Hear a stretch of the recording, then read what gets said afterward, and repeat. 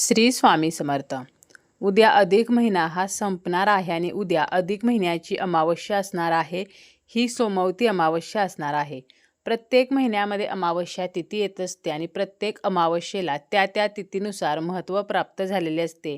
सोमवारी जेव्हा अमावस्या येते त्यावेळेला ती सोमवती अमावस्या असते आणि सोमवती अमावस्या ही विशेष मानली जाते. आपल्या घराचा मुख्य दरवाजा हा अतिशय महत्त्वाचा असतो आणि आपल्या घराचा उंबरठा हा आपल्या घराचा केंद्रबिंदू मानला जातो. आपला जो मुख्य दरवाजा आहे तर त्यातूनच आपल्या घरामध्ये सकारात्मक ऊर्जा येत असते. त्याचप्रमाणे कधीकधी नकारात्मक लहरीसुद्धा आपल्या मुख्य दरवाजातूनच आपल्या घरामध्ये प्रवेश करत असतात. आपल्या घरामध्ये बरेचसे लोक येत असतात. त्यापैकी काही लोक हे वाईट भावनेने आपल्या घरामध्ये येत असतात. ज्या लोकांच्या मनामध्ये आपल्याबद्दल वाईट भावना आहे, अशा व्यक्ती जेव्हा आपल्या घरामध्ये येतात त्यावेळेला त्यांच्यासोबत नकारात्मकतासुद्धा आपल्या घरामध्ये येत असते. तसेच आपल्या जीवनामध्ये बऱ्याचशा समस्या असतात. कधीकधी आपल्याला आर्थिक अडचणी असतात. आपल्या घरामध्ये पैसा टिकत नाही किंवा पैसा आला तरी तो लगेचच खर्च होत असतो. घरामध्ये सततचे आजारपण असते.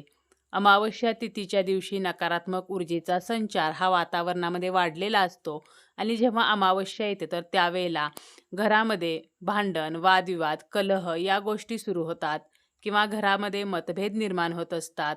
तसेच घरामध्ये कोणी ना कोणी अमावस्या आली की आजारी पडत असते. अमावस्येच्या दिवशी आपल्याला काहीही करावेसे वाटत नाही, फक्त झोपून राहावेसे वाटते, आळस वाढतो किंवा आपल्याला अमावस्येच्या दिवशी कोणत्याही प्रकारचा उत्साह वाटत नाही, काहीही करण्यामध्ये आपल्याला रस निर्माण होत नाही.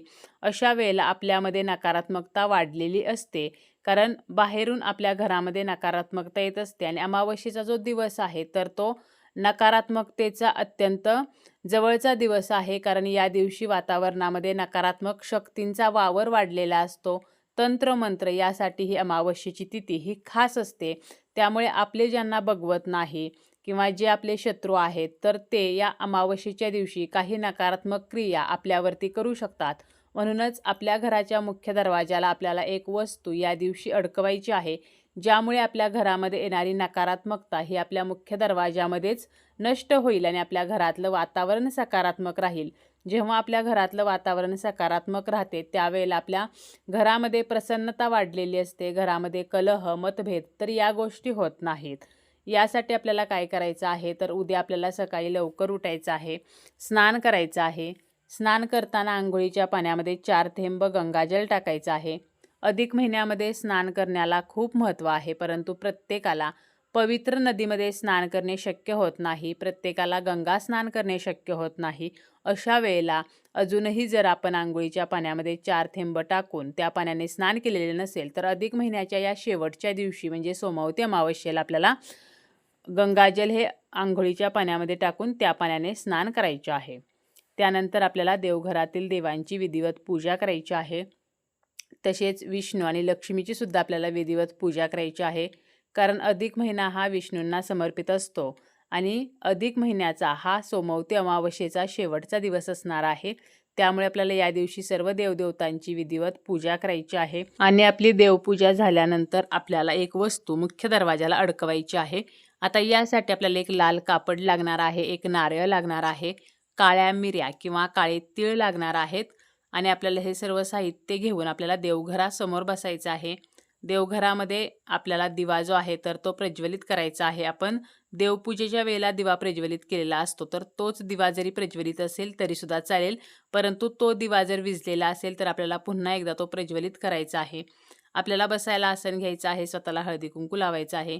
त्यानंतर आपल्याला एक तामण घ्यायचं आहे. त्या तामणामध्ये आपल्याला लाल कापड अंतरायचं आहे आणि त्यानंतर आपल्याला नारळ घ्यायचा आहे. नारळ जो आहे तर त्याला आपल्या हिंदू धर्मामध्ये विशेष महत्त्व आहे. नारळ आपल्याला नवीन घ्यायचा आहे, इतर गोष्टीसाठी वापरलेला नारळ घ्यायचा नाही आणि तो नारळ आपण सोलून घेऊ शकतो किंवा न सोलता घेतला तरीही चालतो. कसाही आपण तो नारळ घेतला तरी चालेल. थोडंसं कुंकू आपल्याला ओलं करायचं आहे आणि त्या नारळावरती आपल्याला स्वस्तिक चिन्ह काढायचं आहे.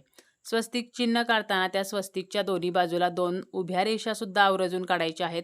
स्वस्तिकमध्ये 4 बिंदूसुद्धा आपल्याला द्यायचे आहेत. कारण स्वस्तिकच्या बाजूला जर आपण उभ्या रेषा काढल्या नाहीत किंवा स्वस्तिकमध्ये आपण बिंदू दिले नाहीत तर ते स्वस्तिक अपूर्ण राहते आणि मग आपण जो उपाय करतो त्याचे फळ आपल्याला मिळत नाही. त्यामुळे आपल्याला स्वस्तिक काढताना ते व्यवस्थित काढायचं आहे आणि तो नारळाची शेंडी देवांकडे येईल अशा पद्धतीने आपल्याला त्या कापडावरती ठेवायचा आहे. त्यानंतर आपल्याला त्यासोबत थोडेसे काळे तीळ किंवा काळ्या मिऱ्या ज्या आहेत तर त्या ठेवायच्या आहेत. त्या नारळाला आपल्याला हळदी, कुंकू, अक्षता आणि फूल अर्पण करायचं आहे. त्यानंतर आपल्याला त्या कापडामध्ये तो नारळ बांधायचा आहे. पुन्हा आपल्याला विष्णूंचं, माता लक्ष्मीचं स्मरण करायचं आहे. त्यानंतर आपल्या घरामध्ये पैशाच्या अडचणी असतील तर 16 वेळेला महालक्ष्मी अष्टकम म्हणायचं आहे. 1 वेळेला श्रीसूक्तम, 1 वेळेला आपल्याला विष्णू सहस्रनाम म्हणायचं आहे. ओम नमो भगवते वासुदेवाय हा मंत्र 108 वेळेला म्हणायचा आहे. माता लक्ष्मीचा मंत्र आपल्याला 108 वेळेला म्हणायचा आहे. आता एवढं सगळं म्हणणे शक्य झालं नाही तरीसुद्धा 3 वेळेला महालक्ष्मी अष्टकम म्हणायचं आहे आणि 108 वेळेला ओम नमो भगवते वासुदेवाय आणि 108 वेळेला माता लक्ष्मीचा मंत्र म्हणायचा आहे.